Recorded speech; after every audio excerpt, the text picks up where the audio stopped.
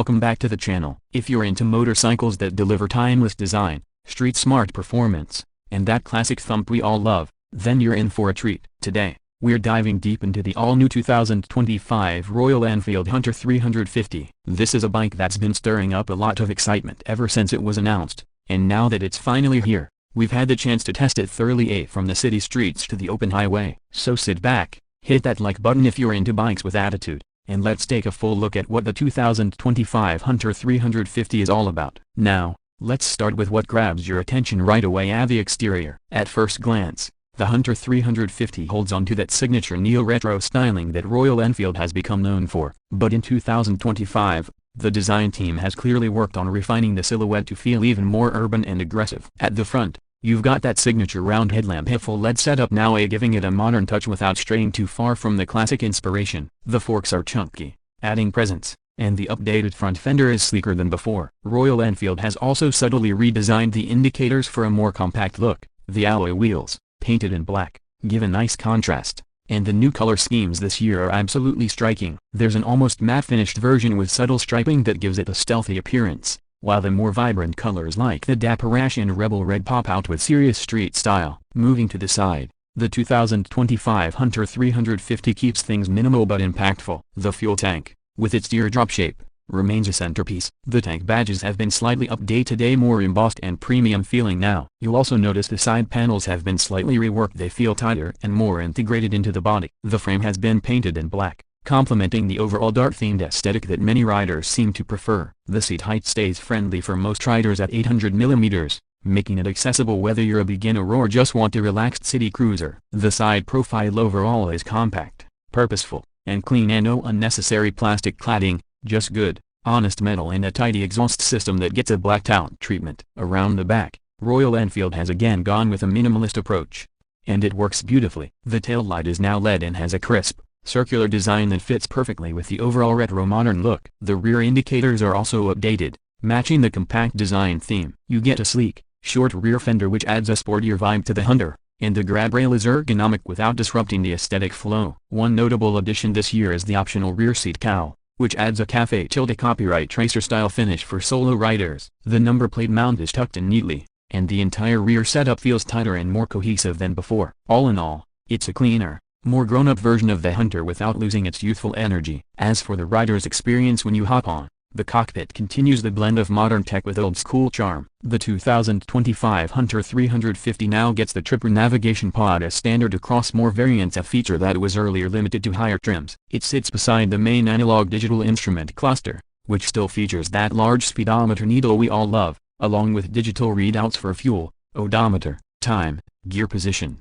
and trip meters. The switchgear quality has improved, tactile, backlit, and solid in hand. The handlebar position is slightly revised for better ergonomics, offering a more upright and commanding stance, especially helpful in stop-and-go traffic. The mirrors offer good visibility, and while they retain the round shape, the mounts are stronger and more stable at higher speeds. The seat itself deserves a mention. It's a single-piece, ribbed design with slightly firmer cushioning than before, making it better for long commutes without compromising comfort. When it comes to performance, the Hunter 350 isn't trying to break land speed records, and that's exactly its charm. It's powered by Royal Enfield's GA Series 349cc single-cylinder air-oil-cooled engine, delivering about 20.2 horsepower and 27 Nm of torque. Now on paper, those numbers might not wow the spec sheet warriors, but in real-world conditions, the engine shines. What you get is a super smooth throttle response, refined power delivery, and a very predictable ride. The fueling has improved in the 2025 version. Throttle inputs feel cleaner,